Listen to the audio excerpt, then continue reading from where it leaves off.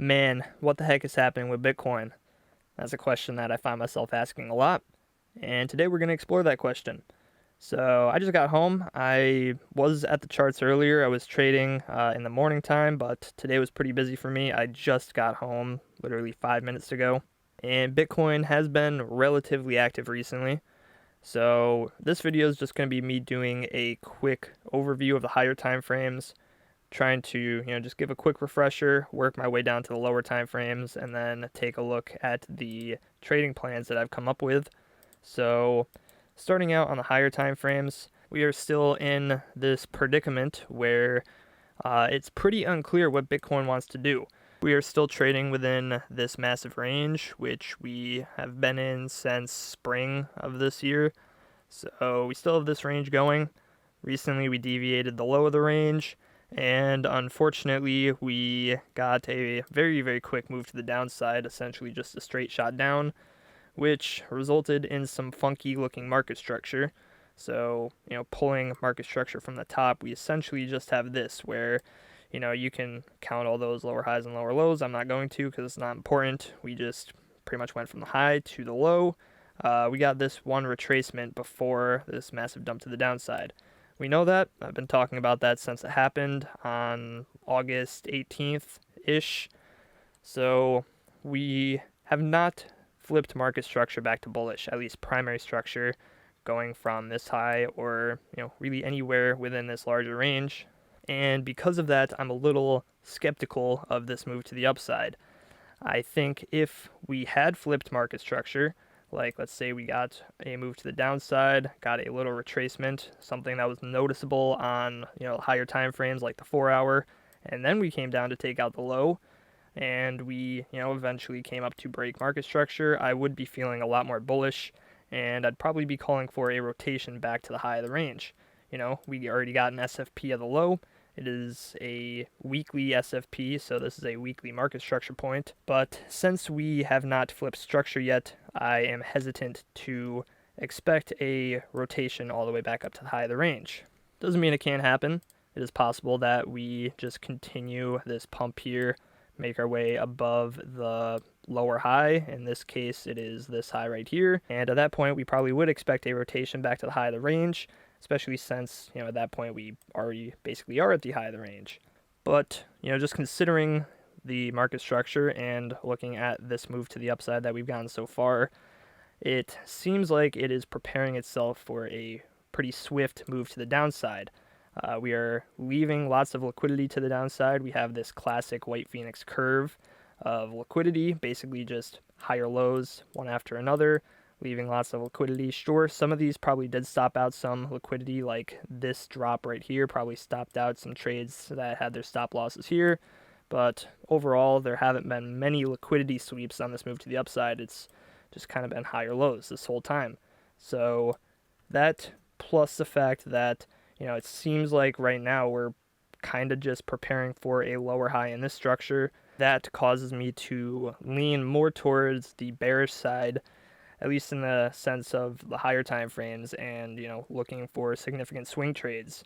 And we are right now approaching a very key area of supply, essentially this last retracement that we got before this very aggressive move down, this area which produced a move down to the weekly market structure point, which is something else significant. So I think we may be approaching a point where we could put in that lower high in the structure. I think it would make sense to do that somewhere in this area. And we have technically already tagged some of this supply up here. If you want to pull it from this low, if I can get it to line up, then we already have tagged it. You can see we just barely wicked into that part of the supply, but I would also pull a supply like this and say that we still have unmitigated supply above, which we just kind of front ran here. So based off market structure and the way that price is acting right now inside this range, it is kind of giving me a bearish bias, but we can look at some other things to see if they back up that bias or if they maybe point to something else. So let's turn on my favorite indicator, Market Cipher B, and let's see what that is looking like at the moment. So I'm on the weekly time frame, and right now we are printing a trigger wave on the weekly potentially. We had this very deep wave back here, which I would consider an anchor wave. Momentum came to the upside, spent some time up here, and we just got a dip under the zero line and are now potentially printing a trigger wave to this anchor wave, showing continuation. There's even a nice trend line there. And also money flow has been increasing since we put in this low, potentially showing that there is room to move to the upside still if this trigger wave continues to play out, which we can look at lower time frames to kind of judge that. But something else I do want to point out is that we did get bearish divergences on the weekly prior to this, and maybe, we do see momentum peak above the zero line, but maybe it's just to print a trigger wave on the bear side for continuation of this momentum. So I don't think just because we're printing a trigger wave on the weekly means that, we're going to see upside, but we can look at the lower time frames, like I said, and try and judge the higher time frames off of those. So let's go to the daily. And yes, I'm aware I do not have the paid version of TradingView right now. Thank you for reminding me. So on the daily time frame, the first thing that I noticed is that money flow just crossed into the green here. And momentum right now is approaching the 60 line. Not really seeing much weakness here in momentum. It is putting in higher highs along with price action. Money flow is increasing along with price action. So the daily looks pretty good right now, I have to say. Not seeing weakness in this move. Now, looking at the 4 hour, the money flow is increasing, and the last comparable point on the 4 hour money flow was back here the last time we got to move up to the high of this macro range, so that is encouraging, I have to say. But right now it does look like we may be topping out on this momentum wave. We just had this trigger wave, and we even had a second trigger wave here. After momentum got a serious swing up, we printed an anchor wave back here, and momentum came down after getting well above the 60 line. This was a very aggressive move in momentum.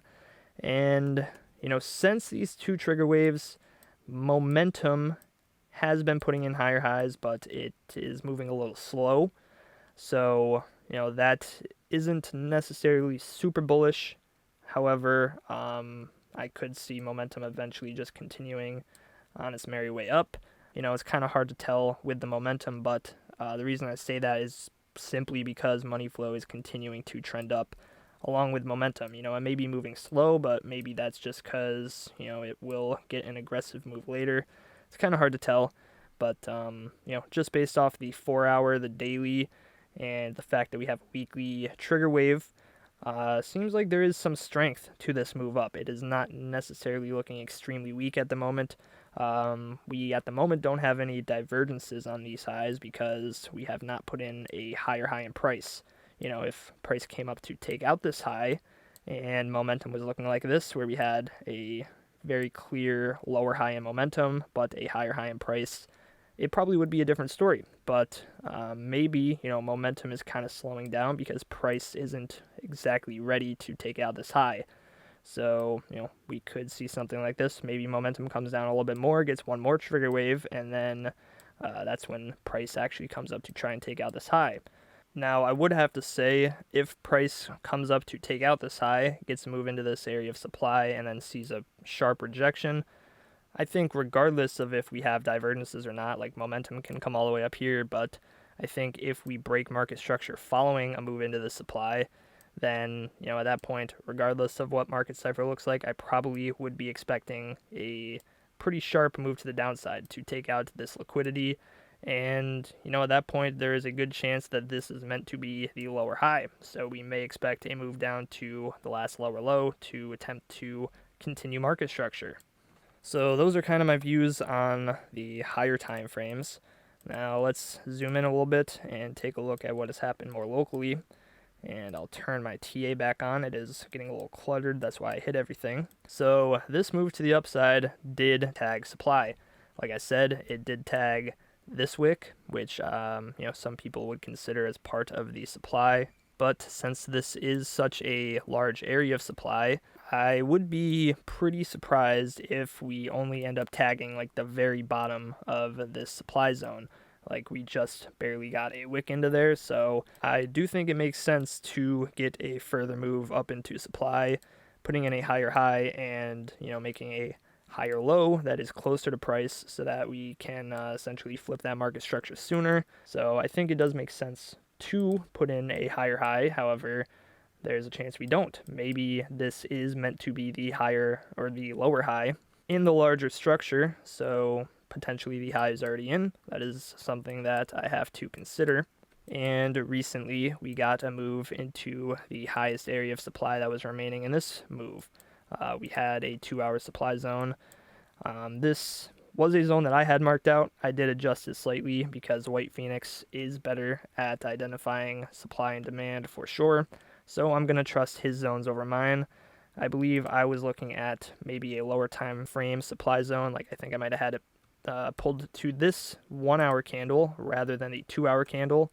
So, regardless, we got this very aggressive wick into supply, and we even mitigated that 1-hour supply, I believe. Yes, we absolutely did. So we have mitigated all the supply that remains from this high. So if this is the lower high in the higher time frame structure, then this is just simply a mitigation of the last supply.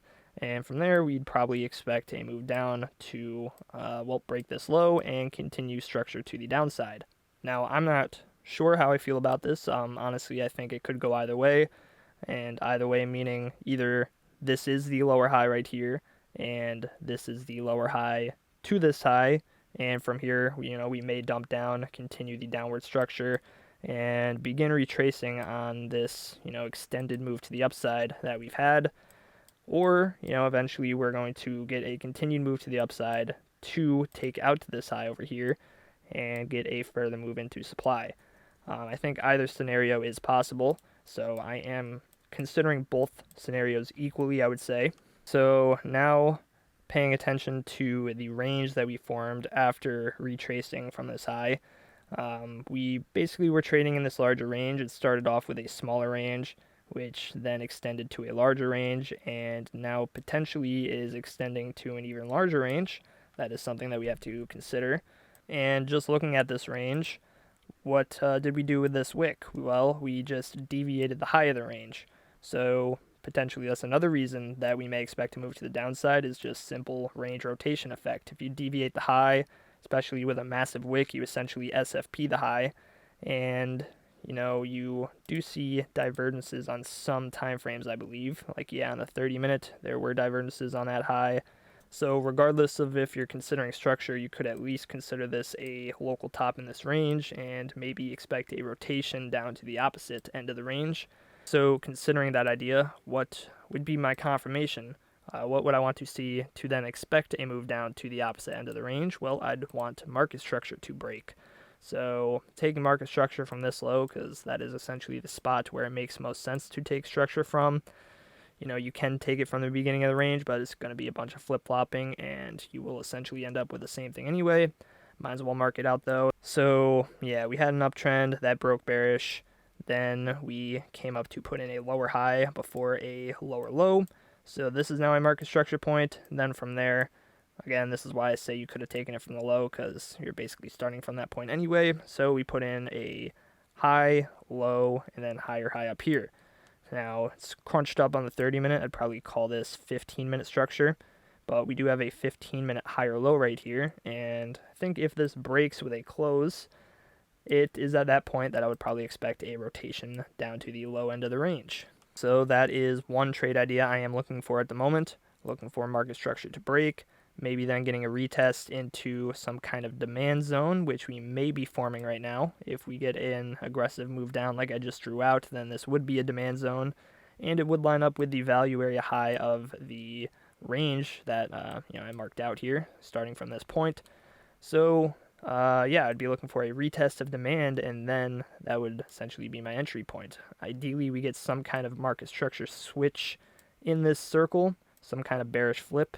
That's what I meant to say, and that would be like a double confirmation and make it an even higher probability trade. But that is what I'm looking for shorts basically right now. And if that happens, maybe we do just end up rotating to the low end of the range, deviating that, maybe getting some market structure in this zone that we flip back to bullish, and then maybe we can just continue ranging here. But I think if we start breaking market structure following this mitigation of supply, there is a higher likelihood that this ends up being just a swing top here, as well as this. And at that point, maybe we do see an extended move to the downside. So that is something I'm paying attention to, but that really depends on what we see at the low end of the range if we make our way down here. So I'm not going to plan too far ahead. I'm not going to say that if we break market structure that we're definitely going to lose this range and then we're definitely just going to continue dumping from there, but I think it would make it more likely considering we've basically mitigated the only remaining reason that we have to come to the upside if this is the swing high. If it's not, then there is still reason to go higher because we still have this massive zone of supply up here. But, considering the scenario where this is a swing high, I think breaking market structure following a mitigation of the remaining supply in this area would be a pretty solid reason to think that we may have just put in a significant top here. And I was looking at this range. You see I have this little drawing over here. Unfortunately, I think this idea is pretty invalid. I mean, we could still potentially get a move to the upside and kind of do what I have here with this drawing. Like maybe we put in another high, put in a tighter higher low, take out that high once more, essentially getting some kind of Wyckoff distribution here, which is what I drew out. And that would make for a much better trade setup because we're not waiting for this guy to break. We're waiting for this guy to break. And, we're essentially targeting much lower from the break at that point, right? We're entering much higher than we would if we're looking at market structure like this. But I do kind of have a feeling that if we're going to make our way back up to this high, there's a good chance that we just end up taking out this high, and coming up into supply. I'm not super confident in us distributing in this supply zone, considering we've already mitigated most of it with this wick. So since everything is very crowded at the moment, I can probably delete this idea because I don't think it's super likely, but I will be paying attention to this high anyway if we make our way back up there. So yeah, that's kind of an idea I'm still thinking about, but not really. And that was really my only other short idea at the moment. I mean, you could look at an SFP of this high if we make our way back up there. That could be a trade idea, but that's not something I'd mark out at this moment. I would really have to see something very clear cut if that were the case. Like I'd have to see market structure on this move to the upside, and I would want to see a break in market structure following an SFP. That's really the only reason I'd mess with that idea. I don't think it is likely enough for me to put it on my chart, essentially to put a trade plan on my chart, but it is something I would consider. So those were basically my short ideas, and I do have some long ideas pulled up as well. This is pretty obvious. It's just an SFP of the range low, and who knows what the stop loss would be. Target would probably be the high end of the range, but that's just a general idea. If we see an SFP of the low, then I'll potentially look for a trade. If it's a very clear trade, like if we see market structure and then get a break, then that's obviously something I would probably take. If it's just a massive wick to the downside and then reclaim like we saw up here, then I don't know if I'll take it. I wasn't trying to short this SFP because how big the stop loss would have to be and the fact that I wasn't super confident in it. So if that happens on a low, I'd probably be in a similar situation. I probably would not trade a massive SFP like that. But I do have two other long ideas drawn up here. So the first one, I'll talk about this one. So right below that 15-minute higher low that I was paying attention to, we do have an area of demand. And I forget what time frame this was. I think it was a very low time frame. Yeah, it's like a 5-minute retracement. Just a little potential area of demand that we have. Now, another reason I was considering this as like important demand is because of the way it was created. We had, some supply over here originally, which we got to move up to. That supply was respected. And from there, we created basically another supply zone. So the little consolidation that we got after bumping into this supply zone essentially created another supply zone. And we did come down to break structure afterwards, making this a stronger area of supply. But what happened on the move to the upside? Well, it wasn't really respected. We did kind of get a rejection from there, but eventually we just kind of broke through that supply. And while we were in the supply, we got a little retracement before an aggressive move to the upside, which I would consider demand. So I'd say that puts a little bit more weight on this demand zone, just the fact that it was created by supply, essentially. At least in my head, that makes sense. I know WP has his D2S or S to D strategies, which I don't really know anything about, so I'm just kind of winging this, but nonetheless, we do have an area of demand right below the 15-minute market structure point. So the reason that's important is, what if we get a move down below this point, but we don't close below it? What if we just SFP it, get a move into demand, and maybe even break structure following that? Well, then I would definitely be interested in longs. So this idea at the moment is just trading the SFP. If it's a good SFP, meaning, we don't get a massive wick, something like that, right? It's just kind of a tight wick into, maybe the midpoint of demand, and we see divergences on market cipher as we get a move down there, right? Momentum turning to the upside. Ideally, money flow is also kind of curving up, and we also see a lot of trades getting stopped out on Coinalyze, and we get a quick reclaim. Then I would probably be down to just trade this as an SFP, enter on the reclaim, maybe put invalidation a little bit below that wick. And then if we break market structure following it, then I can maybe add to the trade if we get a retest. So that is one idea I have for a long. And another idea is just us maintaining this 15-minute market structure, essentially. So what if we just come down to put in a higher low here? Well, if that's the case, then I would look at the internal structure from the high to break bullishly, which we do have some relatively nice structure forming right here. It's taking its time to form, which I like. It's not super tight structure that you can really only see on like the 3-minute or the 1-minute.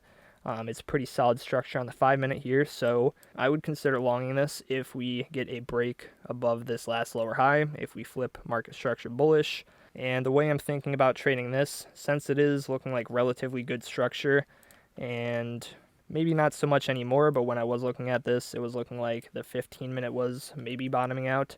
Now it seems like the money flow is continuing to turn to the downside, and the 5-minute is getting thicker in the red. So definitely not looking as good as it was earlier, but I may consider just entering on the break and seeing if we maybe get a reaction off of this supply zone, producing a little retracement, and maybe I can add on the retracement. So enter a little bit here and wait and see how things turn out. If we get more confirmations in this zone, maybe add a little bit more here. That's kind of how I'm thinking about managing this trade. And if we do put in a 15-minute higher low here, obviously I will be taking profits before we reach this high, but I may be targeting this high to see if we, maybe eventually actually do close above this, since this was an SFP on a lot of time frames. But if it doesn't get good follow through and we end up breaking market structure bullishly and then eventually make our way back up to that high, I think there's a better chance of us getting a continued move to the upside. So I'd say these two long ideas are kind of like the last hope for bullishness, I would say. If neither of these play out and we just end up closing down below the 15-minute market structure point, something like this, then, like I said, I'd probably expect to move down to the low end of the range. And like I said, maybe this could produce a deviation, and then from there we can get more bullishness later. But yeah, I think for bullishness in the short term, I would want to see either of these two things happen. So that was my view of the market and my plans as of right now.